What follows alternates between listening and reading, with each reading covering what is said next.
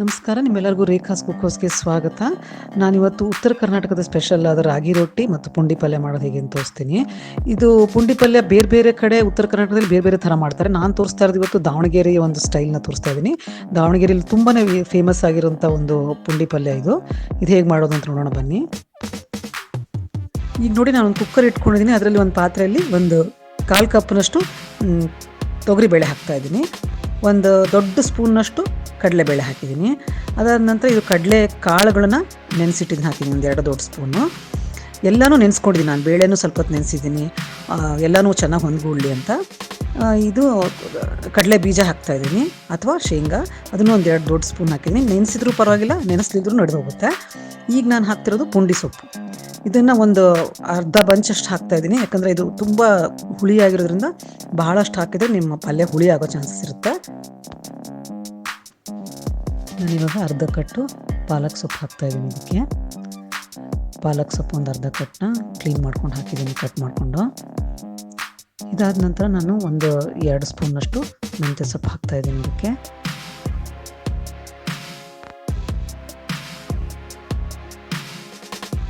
ಇದನ್ನು ನಾನಿವಾಗ ಚೆನ್ನಾಗಿ ನೀರು ಹಾಕ್ಬಿಟ್ಟು ಪ್ರೆಷರ್ ಕುಕ್ ಮಾಡ್ಕೊತೀನಿ.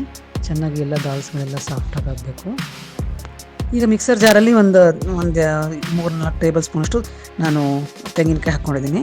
ನೀವು ಮೆಣಸಿನ್ಕಾಯಿ ಎಷ್ಟು ಬೇಕಷ್ಟು ಖಾರಕ್ಕೆ ಹಾಕ್ಕೋಬೋದು. ನಾನು 2-3 ಹಾಕ್ಕೊಂಡಿದ್ದೀನಿ.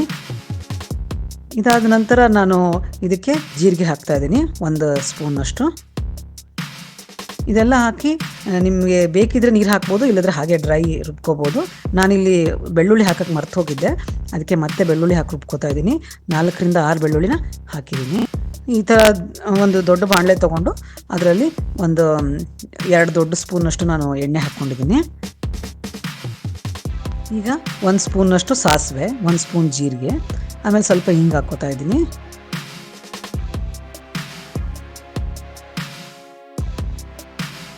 ಇವಾಗ ಹಳದಿ ಹಾಕ್ತಾಯಿದ್ದೀನಿ, ಒಂದು 1/4 ಸ್ಪೂನಷ್ಟು.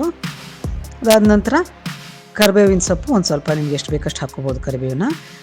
ಆಮೇಲೆ ಈ ಥರ ನಾನು ಈರುಳ್ಳಿನ ಉದ್ದುದ್ದಕ್ಕೆ ಹೆಚ್ಚಿಟ್ಕೊಂಡಿದ್ದೀನಿ, ಅದನ್ನು ಕೂಡ ಇದಕ್ಕೆ ಹಾಕ್ಕೊಳ್ತಾ ಇದ್ದೀನಿ. ಒಂದು ದೊಡ್ಡ ಈರುಳ್ಳಿ ಹಾಕ್ಕೊಂಡಿದ್ದೀನಿ. ಇದನ್ನು ಸ್ವಲ್ಪ ಮೆತ್ತಗಾಗೋ ತನಕ ನಾವು ಫ್ರೈ ಮಾಡ್ಕೋಬೇಕು. ಬೇಕಿದ್ರೆ ಒಂದು ಚಿಟಿಕೆನ ಸ್ವಲ್ಪ ಉಪ್ಪು ಹಾಕ್ಕೊಂಡ್ರೆ ಬೇಗ ಮೆತ್ತಗಾಗುತ್ತೆ.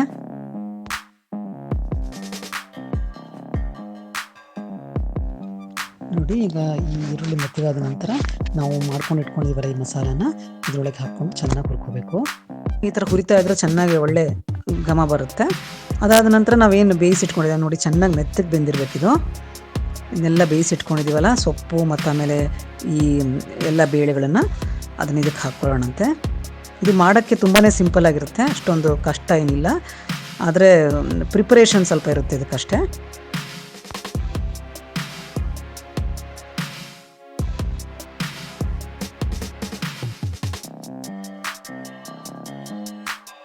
ಈಗ ರುಚಿಗೆ ಎಷ್ಟು ಬೇಕೋ ಅಷ್ಟು ಉಪ್ಪನ್ನು ಹಾಕ್ಕೊಳ್ಳಿ.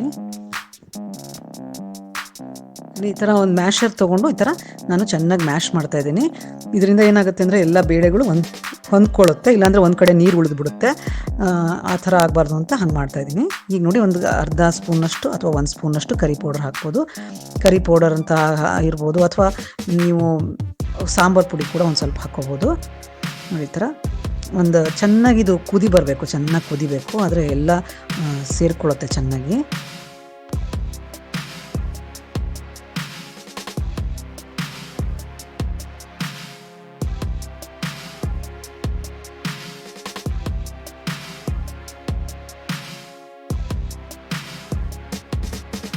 ನೋಡಿ, ಎಲ್ಲ ಘಮ ಘಮ ರುಚಿಯಾಗಿರೋಂಥ ಒಂದು ಪುಂಡಿ ಪಲ್ಯ ಹೆಂಗೆ ರೆಡಿ ಆಗಿದೆ ಅಂತ.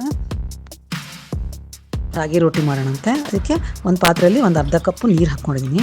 ಈ ಅರ್ಧ ಕಪ್ಪು ನೀರು ಕುದಿಯೋಕ್ಕೆ ಶುರು ಆದ ನಂತರ ನಾನು ಅದಕ್ಕೆ ಒಂದು ಅರ್ಧ ಕಪ್ಪು ರಾಗಿ ಹಿಟ್ಟು ಹಾಕ್ಕೋತಾ ಇದ್ದೀನಿ. ಇದು ನೋಡಿ, ಚೆನ್ನಾಗಿ ಮಿಕ್ಸ್ ಮಾಡಬೇಕು ಈ ಥರ. ಇದು ಚೆನ್ನಾಗಿ ಈ ಥರ ಮಿಕ್ಸ್ ಆದ ತಕ್ಷಣ ಈಗ ಒಂದು ಸಣ್ಣ ಉರಿ ಒಳಗೆ ಅದನ್ನು 1 ನಿಮಿಷ ಅದ್ರ ಮೇಲೆ ಬಿಡಬೇಕು. ಒಲೆಯಲ್ಲಿ ಸಣ್ಣ ಉರಿ ಇಟ್ಬಿಟ್ಟು ಬಿಡಬೇಕು. ನೋಡಿ, ಈ ಥರ.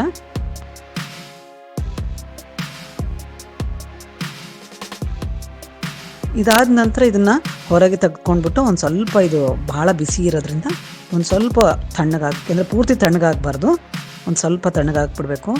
ಅದಾದ ನಂತರ ಸ್ವಲ್ಪ ಚೆನ್ನಾಗಿ ನಾದ್ಕೋಬೇಕು. ಕೈಗೆ ಒಂದು ಸ್ವಲ್ಪ ನೀರು ಹಚ್ಕೋಬೋದು ಅಥವಾ ಹಿಟ್ಟು ಹಚ್ಕೊಂಡು ಚೆನ್ನಾಗಿ ನಾದ್ಕೋಬೋದು. ನೋಡಿ ಈ ಥರದ್ದು ಗಂಟುಗಳಿಲ್ಲದ ಥರ ನಾವು ಈ ಥರ ನಾದ್ಕೋಬೇಕಾಗತ್ತೆ. ಈ ಥರ ನೋಡಿ ಎಷ್ಟು ಇವಾಗ ಈಸಿಯಾಗಿ ನಾವು ರಾಗಿ ರೋಟಿನ ಮಾಡ್ಬೋದು ಇದರಿಂದ.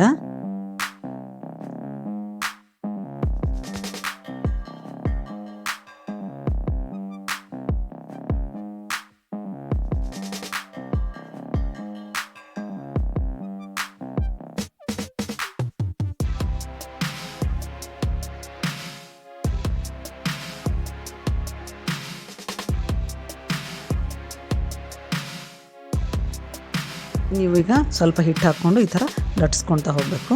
ಇದು ನೀವು ಎಷ್ಟು ತೆಳ್ಳಗೆ ಬೇಕೋ ಅಷ್ಟು ತೆಳ್ಳಗೆ ಚೆನ್ನಾಗಿ ಬರುತ್ತೆ. ಭಾಳ ಚೆನ್ನಾಗಿ ಸಾಫ್ಟಾಗಿರುತ್ತೆ. ಭಾಳ ಬೆಳಗ್ಗೆ ಮಾಡ್ರೂ ಸಾಯಂಕಾಲ ತನಕ ತಿನ್ಬೋದು. ತುಂಬಾ ಸಾಫ್ಟಾಗಿರುತ್ತೆ.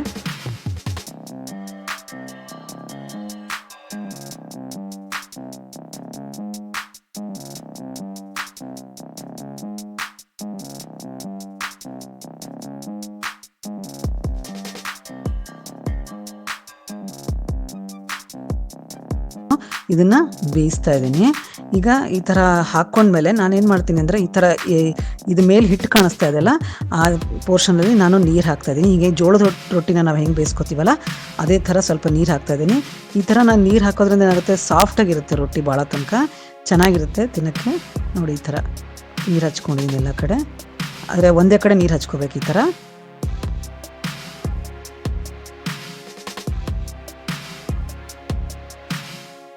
ನೋಡಿ ಇದು ಎರಡು ಕಡೆ ಚೆನ್ನಾಗಿ ಬೇಯಿಸ್ಕೋಬೇಕು.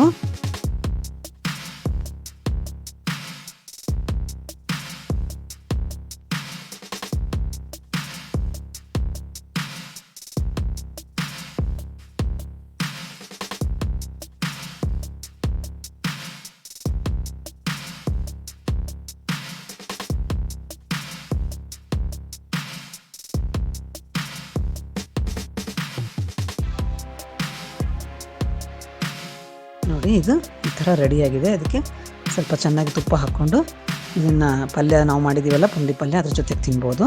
ತುಂಬಾ ರುಚಿಯಾಗಿರುತ್ತೆ. ಇದನ್ನು ಟ್ರೈ ಮಾಡಿ ನೋಡಿ ಒಂದು ಸರ್ತಿ, ಭಾಳ ಟೇಸ್ಟಿಯಾಗಿರುತ್ತೆ. ನನ್ನ ಚಾನಲ್ನ ವಾಚ್ ಮಾಡಿ, ಆಮೇಲೆ ಸಬ್ಸ್ಕ್ರೈಬ್ ಮಾಡ್ಕೊಂಡಿಲ್ಲ ಸಬ್ಸ್ಕ್ರೈಬ್ ಮಾಡ್ಕೊಳ್ಳಿ. ತುಂಬ ಧನ್ಯವಾದಗಳು. ನಮಸ್ಕಾರ. Thank you.